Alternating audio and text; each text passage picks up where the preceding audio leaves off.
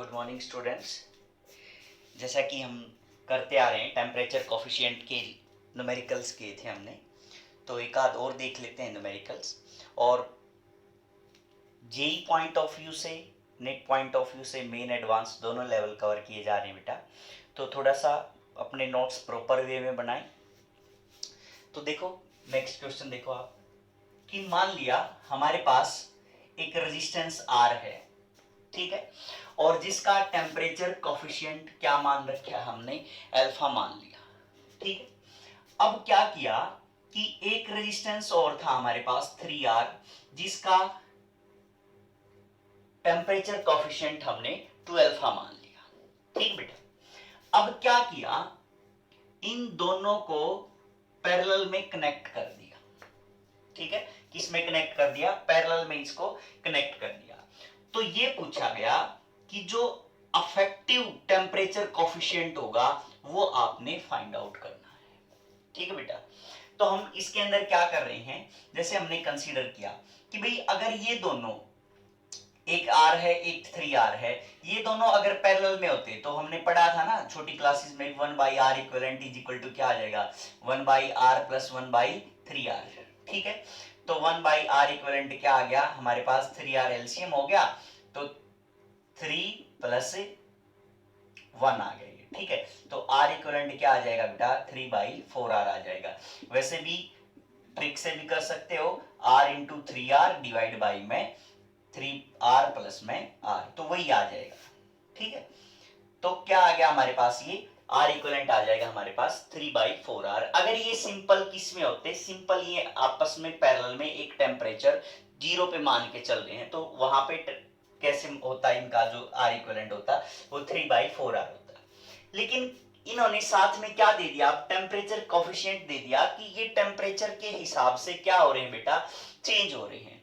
तो इसका मतलब ये किसी भी टेम्परेचर T के ऊपर अगर हम बात करें, तो इसका जो नया रेजिस्टेंस होगा R1, that is equal to R into में 1 प्लस अल्फा डेल्टा T था। चेंज इन टेम्परेचर हमने कितना मान लिया, T मान लिया, ठीक है। हमने पहले पढ़ा था ना कि R final is equal to R initial 1 plus में अल्फा डेल्टा T, तो वहीं से लिया हमने कि जो नया रेजिस्टेंस होगा T टेम्परेचर पे, तो R1 is equal to R into 1 plus alpha T आ जाएगा।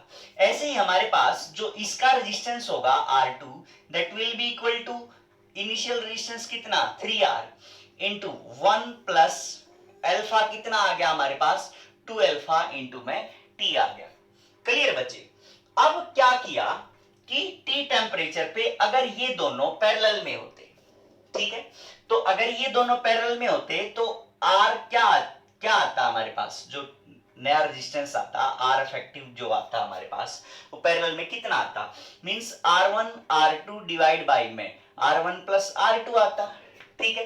तो इन दोनों की क्या करनी, हमने मल्टीप्लाई करनी है। तो क्या आ जाएगा ऊपर 3R स्क्वायर, मल्टीप्लीकेशन के अंदर इसका इसके साथ मल्टीप्लाई करेंगे तो क्या आ जाएगा, 1 plus alpha T plus 2 alpha T plus 2 alpha square T square, ऊपर ये टर्म आ जाएगी, ठीक है। डिवाइड बाय क्या करना है बेटा, हमने R1 प्लस R2, तो इसको अगर हम ऐड करें तो R plus alpha R T plus, इसको करेंगे तो 3R plus 6 alpha R T आ जाएगा हमारे पास। क्लियर बच्चे। तो अब जो हमारे पास R अफेक्टिव आएगा वो किसके इक्वल आ जाएगा, 3R square 1 plus 3 alpha T, ये वाली टर्म अल्फा स्क्वायर है, जहां वाली ये वाली टर्म हम क्या कर सकते हैं बेटा, स्मॉल होगी, दैट कैन बी नेग्लेक्टेड, ठीक है, क्योंकि इसकी वैल्यू क्या होती है, स्मॉल होती है, और उसका स्क्वायर होता है, तो क्या आ जाएगा बेटा, नेग्लेक्ट कर देंगे हम उसको, 1 प्लस 3 अल्फा टी आ जाएगा। डिवाइड बाय क्या है बेटा, R अगर इसमें से कॉमन लें, R अगर यहां से कॉमन ले लिया तो ये अल्फा 1R प्लस 3R 4, तो 4 यहां आ गया, प्लस अल्फा आर टी ये रहा 6 अल्फा, तो 7 हो गया ये, तो 7 अल्फा टी आ जाएगा हमारे पास, ठीक बेटा। अब अगर हम सिंपल टर्म में बात करें कि भाई आर अफेक्टिव क्या होता, आर इफेक्टिव क्या होता है, आर नॉट जैसे R initial 1 plus alpha effective into में टी होता, ठीक है ना। तो आर इनिशियल पैरेलल में कितना है, ये वाली टर्म है कितना 3/4 आर, तो इसका मतलब आर इफेक्टिव किसके इक्वल आता, 3/4 R 1 plus alpha effective into में टी होता। मींस ये रेजिस्टेंस और ये रेजिस्टेंस दोनों क्या होने चाहिए थे बेटा, बराबर होने चाहिए थे, ठीक है। तो अगर हम इनको इक्वेट करें तो क्या आ जाएगा हमारे पास, इक्वेटिंग ये इक्वेशन 1 मान लो, ये इक्वेशन 2 मान लो, अगर हम इनको इक्वेट कर रहे हैं, इक्वेटिंग 1 एंड 2, तो हमारे पास क्या कंडीशन आ जाएगी, 3/4 R 1 plus alpha effective into T is equal to 3 R square 1 plus 3 alpha T divide by R 4 plus 7 alpha T आ जाएगा हमारे पास। क्लियर है बच्चे। तो 3r से ये 3r कैंसिल, एक r से ये r कैंसिल हो जाएगा, ठीक है। तो हमारे पास जब हम इनकी क्रॉस मल्टीप्लाई करेंगे तो क्या सिचुएशन आई, 1 plus alpha effective into T 4 plus 7 alpha T is equal to 4 times this, तो 4 प्लस 12 अल्फा टी आ जाएगा बेटा हमारे पास, ठीक है। अगर हम इसको फर्दर सोल्व करें यहां पे, तो ये क्या आ जाएगा हमारे पास, 1 plus alpha effective into T, इसके साथ मल्टीप्लाई करेंगे तो क्या आएगा, 4 plus 4 alpha effective into T plus 7 alpha T plus 7 alpha into alpha effective into में टी स्क्वायर आ जाएगा, ठीक है। इसके हमने क्या कर दी बेटा, मल्टीप्लाई कर दी, that is equal to 4 plus 12 alpha T आ जाएगा हमारे पास, ठीक है। तो अब 4 से क्या हो गया, 4 कैंसिल हो गया, ये जो टर्म आएगी अल्फा इंटू अल्फा इफेक्टिव, ये भी क्या बेटा स्मॉल है, तो that can be also neglected, ठीक है। तो हमारे पास क्या बचा, 4 alpha effective into T plus 7 alpha T is equal to 12 alpha T बचा। तो 4 alpha effective T is equal to 5 alpha T, इस साइड आके ये हो गया, टी से क्या हो गया, टी कैंसिल हो गया, तो अल्फा अफेक्टिव की वैल्यू कितनी आ जाएगी हमारे पास, 5/4 अल्फा आ जाएगी। क्लियर बच्चे। तो इस टाइप से हम क्या कर सकते हैं, इसके अंदर अल्फा की वैल्यू फाइंड आउट कर सकते हैं, अल्फा अफेक्टिव की वैल्यू हम फाइंड आउट कर सकते हैं, ठीक है। नेक्स्ट की तरफ चल रहे हैं बेटा, कलर कोडिंग, ठीक है। बिल्कुल आसान सी है, आपने देखा होगा कि रेजिस्टेंस के ऊपर डिफरेंट टाइप्स के कलर कॉम्बिनेशन मिलेंगे आपको बच्चों। ये हमारे पास एक रेजिस्टेंस है, ठीक है, और इस रेजिस्टेंस के ऊपर आप देख सकते हो कि डिफरेंट टाइप्स के कलर दिखाई दे रहे होंगे आपको, जैसे एक रेड दिखाई दे रहा है, एक ऑरेंज दिखाई दे रहा है, एक गोल्डन कलर का दिखाई दे रहा है। तो इस टाइप से क्या मिलेंगे आपको, स्टिक मिलेंगी, ठीक है। तो जो कलर कोडिंग डिफाइन की गई है वो इन रेजिस्टेंसेस के रेजिस्टेंस को मेजर करने के लिए, ताकि आप देख के भी पता लगा सको कि इसका रेजिस्टेंस कितना होगा। ये डिफरेंट टाइप्स के हम कलर बना देते हैं। तो कलर कोडिंग इसी रेजिस्टेंस को मेजर करने के लिए काम आएगी कि भाई कलर कोडिंग से हम कैसे किसी भी रजिस्टर का रेजिस्टेंस हम क्या कर सकते हैं, फाइंड आउट कर सकते हैं। क्लियर बच्चे। तो कलर कोडिंग एक टेक्निक है, कलर कोडिंग, ठीक है। तो कलर कोडिंग में हमने देखा कि स्टार्टिंग में क्या है बेटा कि 3 टाइप के कलर हैं। स्टार्टिंग में आपने देखा कि भाई कितने 3 टाइप के कलर हैं, 3 स्ट्रिप हैं हमारे पास, ठीक है। तो ये 3 स्ट्रिप्स कैसे दिखाएंगे हम, मीन्स ये अगर मैं रजिस्टर शो करूं कि एक रजिस्टर है, इसके ऊपर ये एक टाइप से कलर की गई है, ये दूसरा कलर है यहां पे, और ये थर्ड कलर है, ठीक है। एक कलर यहां पे किया गया है इस टाइप से, ठीक बेटा। तो ये जो पहली, दूसरी, तीसरी और ये हमारे पास फोर्थ होगी। ठीक है, तो ये जो पहली दूसरी होती है दैट आर सिग्निफिकेंट बोल देते हैं हम इनको, सिग्निफिकेंट डिजिट होती हैं। ठीक है, जो थर्ड है दैट इज डेसिमल मल्टीप्लायर, इसको हम क्या बोल देते हैं, डेसिमल मल्टीप्लायर डिजिट बोल देते हैं। और जो फोर्थ वन है उसको हम क्या बोल देते हैं, टॉलरेंस डिजिट बोल देते हैं। ठीक है, ये हमारे पास 4 डिजिट हैं, तो चारों डिजिट में पहली दूसरी सिग्निफिकेंट है, दूसरी तीसरी कौन सी है बेटा, डेसिमल मल्टीप्लायर है, और फोर्थ वन कौन सी है, टॉलरेंस डिजिट है। क्लियर है बच्चे? तो अब इसके अंदर हमें क्या फाइंड आउट करना है, इसका रेजिस्टेंस, क्योंकि इनका सबका अलग अलग कलर होता है। तो जैसे एक कोडिंग बना रखी है कि B Roy Great Britain very good wife. ठीक है, B B Roy Great Britain very good wife, इसे आपने क्या करना है, ये सीक्वेंस याद करनी है। ठीक है, इस बी का मतलब क्या है एक्चुअल में, ब्लैक, इस बी का मतलब ब्राउन, इसका मतलब रेड, इसका मतलब ऑरेंज, इसका मतलब येलो, इसका मतलब ग्रीन, इसका मतलब ब्लू, इसका मतलब वायलेट, इसका मतलब ग्रे, और इस डब्लू का मतलब क्या होता है, व्हाइट होता है। क्लियर बच्चे? ठीक है, तो ये सारे कलर के नाम लिख दिए हमने, सीक्वेंसली लिखे हुए हैं। ठीक है, और इसका ये 0 1 2 3 4 5 6 7 8 और 9। ठीक है, तो ये 9 टाइप के क्या हम बेटा कलर हैं, जो हमें क्या बताएंगे, इसकी वैल्यू पढ़ना सिखाएंगे। ठीक है, बहुत आसान है ये लिखने के बाद बहुत आसान रह जाती है ये। ठीक है, जैसे हमने कहा यहां पे कि पहली डिजिट ब्लैक है और दूसरी डिजिट रेड है और तीसरी डिजिट मान लिया येलो है। ठीक है, तो इसका क्या मतलब है, ब्लैक 0 रेड 2। ठीक है, तो इसका मतलब क्या हो गया, 0 2 हो गया, 0 2। ठीक है, जो थर्ड है उसको हमने क्या करना है, डेसिमल मल्टीप्लायर है, मतलब 10 की पावर में हम क्या करेंगे, उसको मल्टीप्लाई करेंगे। तो येलो का नंबर कौन सा है, 4 पे है, तो 2 इंटू क्या आ गया बेटा, 10 रेज टू द पावर 4।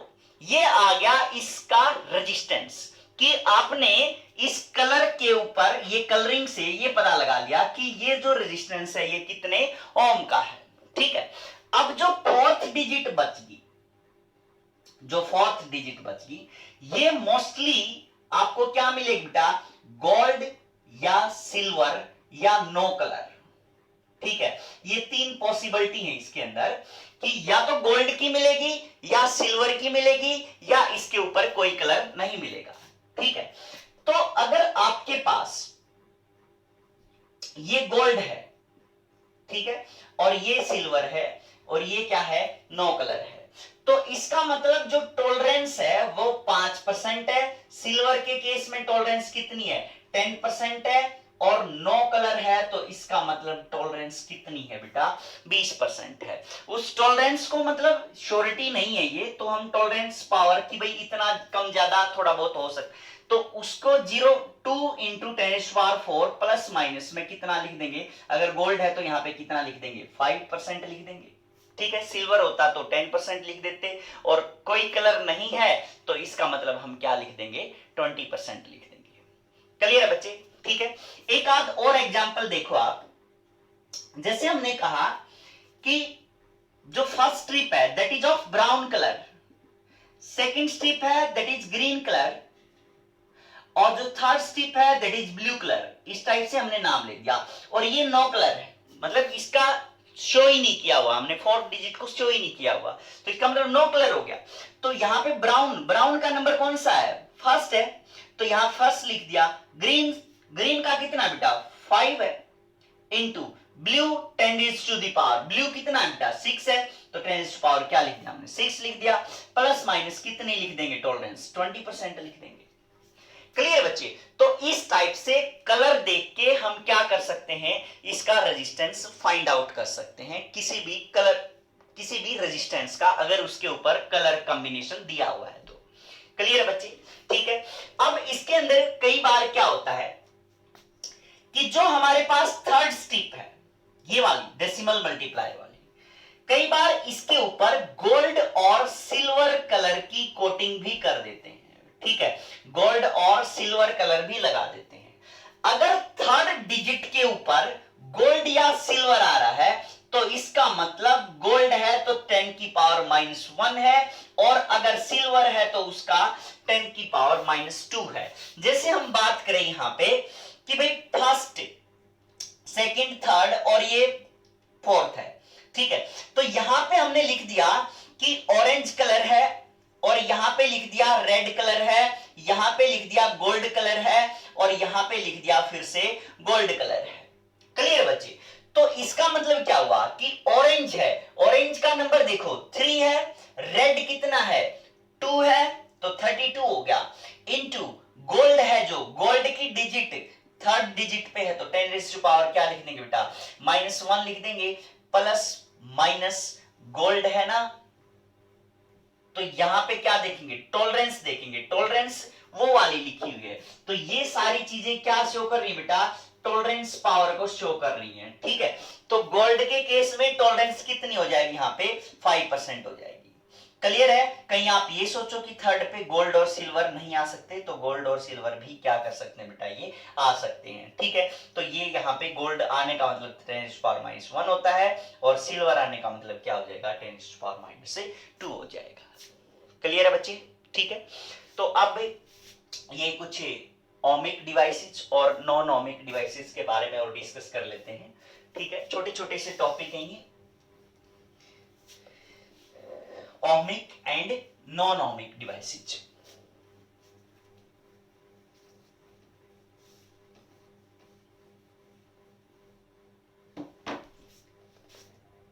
देखो बेटा, ओमिक एंड नॉन ओमिक, ठीक है, ये कौन कौन सी डिवाइसेस होती हैं? ओमिक डिवाइसेस वो होती हैं जो किसको ओबे करें बेटा, ओम्स लॉ को ओबे कर रही होती हैं, उनको हम क्या बोल देते हैं, ओमिक डिवाइसेस बोल देते हैं। और जो ओम्स लॉ को ओबे ना करें उनको हम कौन सी डिवाइसेस बोल देते हैं, नॉन ओमिक डिवाइसेस बोल देते हैं। ओमिक डिवाइसेस में आपको पता है कि ओम्स लॉ क्या कहता है कि the current flowing in the conductor is directly proportional to the potential difference applied keeping environmental conditions constant. हमने एनवायरमेंटल कंडीशन को क्या रखना है बेटा, कांस्टेंट रखना है। तो वी आई जो ग्राफ बनाया दैट वाज स्ट्रेट लाइन। ठीक है, स्ट्रेट लाइन ग्राफ था, और ये क्या शो कर रहा था, हमें रेजिस्टेंस शो कर रहा था। मींस हमारे पास जो स्लोप है, स्लोप किसकी, वी आई ग्राफ की, वो हमें क्या बताएगी, रेजिस्टेंस की वैल्यू बताएगी। अब एक चीज आपने ध्यान से देखनी है, क्या कि भाई अगर ये एंगल थीटा है, ठीक है, तो स्लोप क्या है, टेंजेंट थीटा है, दैट इज इक्वल टू क्या होगा, ये वाला, मतलब हम अगर स्लोप की बात करें तो यहां से यहां तक, तो डेल्टा वी हो गया, ये चेंज इन पोटेंशियल डिफरेंस, यहां पे क्या हो गया, डेल्टा आई हो गया। तो टेंजेंट थीटा क्या हो गया, परपेंडिकुलर डिवाइड बाय बेस, तो इसका मतलब क्या हुआ, डेल्टा वी डिवाइड बाय में डेल्टा आई हो गया हमारे पास। ठीक है, तो इसका मतलब क्या है कि अगर स्लोप कम, ठीक है, स्लोप कम है तो इसका मतलब आर भी क्या है बेटा, कम है, रेजिस्टेंस भी क्या होगा, कम होगा। अगर स्लोप क्या है, ज्यादा है, तो रेजिस्टेंस भी क्या होगा बेटा, ज्यादा होगा। ठीक है, रेजिस्टेंस भी क्या मिलेगा आपको, ज्यादा मिलेगा। Means by seeing the graph we can जज कि किस डिवाइस का रेजिस्टेंस कम होगा और किस डिवाइस का रेजिस्टेंस ज्यादा होगा। जैसे हमने ग्राफ देखा यहां से कि ये V है और ये I है, ये हमने ग्राफ बनाया θ1 पे, और ये ग्राफ बनाया हमने θ2 पे। क्लियर है बच्चे? ठीक है, तो अब हम देख के भी बता सकते हैं कि भाई किसका ग्राफ ज्यादा, किसका रेजिस्टेंस ज्यादा होगा। तो किसका रेजिस्टेंस ज्यादा है, देखो स्लोप ये है, तो स्लोप किसकी कम है, ये वाली स्लोप कम है, तो इसका मतलब इसका रेजिस्टेंस क्या है बेटा, कम है। ये R1 बोलूं मैं, ये R2 बोलूं, तो R2 क्या शो कर रहा है, ग्रेटर देन R1 शो कर रहा है। ठीक है बच्चे, अगर हम इसको रिवर्स कर देते हैं, क्या कर देते हैं, रिवर्स कर देते हैं, जैसे इस एक्सिस पे हम V ले आए और इस एक्सिस पे हम क्या ले आए बेटा, I ले आए, क्लियर है। तब हमें जो स्लोप है वो किस टाइप से देखनी पड़ेगी, स्लोप, स्लोप क्या हो जाएगी, रिवर्स नहीं हो जाएगी, मींस स्लोप तो ये होगी, स्लोप क्या होगी अभी, टेंजेंट थीटा होगी, ठीक है, ये थीटा मान लिया हमने।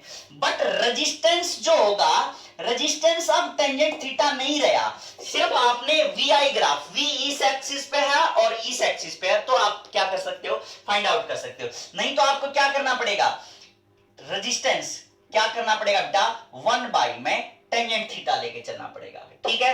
अगर आपने 1 टेंजेंट थीटा नहीं लेना है तो एंगल कौन सा काउंट कर लोगे, ये वाला काउंट कर लोगे, 90 माइनस थीटा वाला काउंट कर लोगे, तब ये वाला ही डायरेक्ट पता लग जाएगा आपको, मींस रेजिस्टेंस क्या हो जाएगा, टेंजेंट 90 माइनस में थीटा वाला, क्लियर है ना। तो ये क्या आ जाएगा अपने पास, cot थीटा आ जाएगा, 1 टेंजेंट आल्सो क्या होता है, cot थीटा होता है, ठीक है। तो इस टाइप से आप क्या कर सकते हो बेटा, देख सकते हो, क्लियर है बच्चे, ठीक है। अब हम किसकी तरफ जा रहे हैं, नॉन ओमिक डिवाइसेस की तरफ जा रहे हैं, ठीक है। तो नॉन ओमिक डिवाइसेस वो डिवाइसेस होती हैं which do not obey Ohm's law, जो ओम्स लॉ को ओबे नहीं करेंगी हमारे पास, वो डिवाइसेस कौन सी हो जाएंगी बेटा, नॉन ओमिक डिवाइसेस हो जाएंगी। और जो नॉन ओमिक का ग्राफ होता है that is not a straight line, straight line नहीं होता है वो ग्राफ। तो स्ट्रेट लाइन ना हो कि किस टाइप से होगा, कुछ इस टाइप से, कर्व शेप भी हो सकती है और वगैरह वगैरह कुछ भी शेप हो सकती है, मींस इस टाइप से अगर हम I और V का ग्राफ बनाएं तो वो कुछ इस टाइप से भी हो सकता है, वो कुछ जैसे हमारे जो डायोड्स होते हैं उन केस में इस टाइप से ग्राफ मिल जाता है उसका, ठीक है। रिवर्स कैरेक्टरिस्टिक्स पढ़ रहे होते हैं तब इस टाइप से ग्राफ मिल जाता है। तो this do not obey Ohm's law, semiconductors के केस में ये ओम्स लॉ ओबे नहीं कर रहा है, तो सीधी सी बात है बेटा, these are non ohmic devices. तो जब हम बात कर रहे होते हैं नॉन ओमिक डिवाइसेस की, तो यहां पे एक कंसेप्ट नया बन के आता है कि जो रेजिस्टेंस बन जाते हैं वो दो टाइप के हो जाते हैं, एक कौन सा बेटा, स्टैटिक रेजिस्टेंस, और एक कौन सा, डायनामिक रेजिस्टेंस बन जाता है, ठीक है। एक कौन सा, स्टैटिक रेजिस्टेंस, और एक कौन सा, डायनामिक रेजिस्टेंस। स्टैटिक रेजिस्टेंस कौन सा, static means at particular point पे एक कांस्टेंट वैल्यू जो मिल रही है आपको, ठीक है। मतलब ये जो रेजिस्टेंस है ये कौन सा है, ओमिक डिवाइसेस में स्टैटिक रेजिस्टेंस है, ठीक है। लेकिन इन केस में आप यहां पे अगर स्लोप डाल रहे हो, इस टाइप से स्लोप क्या होगी, टेंजेंट बना देंगे, टेंजेंट ड्रा कर देंगे, तो ये जो स्लोप बनेगी ये अलग है, यहां पे यहां जो स्लोप है वो क्या है बेटा, अलग है, यहां जो स्लोप है वो थोड़ी सी क्या है, अलग है। तो means at particular point resistance की वैल्यू क्या होती जाती है, हर पॉइंट के ऊपर चेंज मिलेगी आपको। लेकिन जब आप इंटरवल की बात कर रहे होते हो कि भाई इस इंटरवल से लेके इस इंटरवल की बात करें हम कि यहां से लेके यहां तक आपने इसका रेजिस्टेंस बताना है, मान लिया ये इंटरवल आपने सिलेक्ट कर लिया, ठीक है। तो हम क्या करेंगे बेटा, तो सीधी सी बात है, यहां हमने क्या कर लिया, इस पे स्ट्रेट लाइन ड्रा करी, तो V1 आ गया, यहां ये किया तो क्या आ गया, V2 आ गया, यहां पे क्या आ गया, ये I1 आ गया, यहां पे ये क्या आ गया, I2 आ गया, ठीक है। तो हमारे पास जो डायनामिक रेजिस्टेंस होगा वो क्या होगा, चेंज इन वोल्टेज, तो V2 minus V1 divide by में change in current I2 minus में I1, ठीक है। तो that is equal to delta V divide by में डेल्टा I आ जाएगा, और delta V divide by delta I ये हमारे पास क्या है बेटा, डायनामिक रेजिस्टेंस आया है, मतलब इस इंटरवल का रेजिस्टेंस आया है।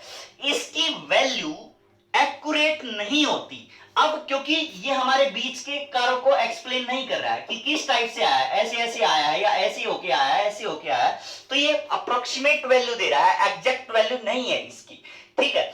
तो अगर आपको क्लोज वैल्यू चाहिए इसकी, तो हमें इंटरवल को क्या करना पड़ेगा, स्मॉल करना पड़ेगा। जैसे हम बात करें कि यहां अगर आप इस पॉइंट और इस पॉइंट को मिलाओगे तो ये ग्राफ, ये जो लाइन है ये इससे डिफर कर रही है। लेकिन अगर आप इंटरवल ये सिलेक्ट करते तो लगभग क्या करती, इस लाइन को ये क्रॉस करती, है ना।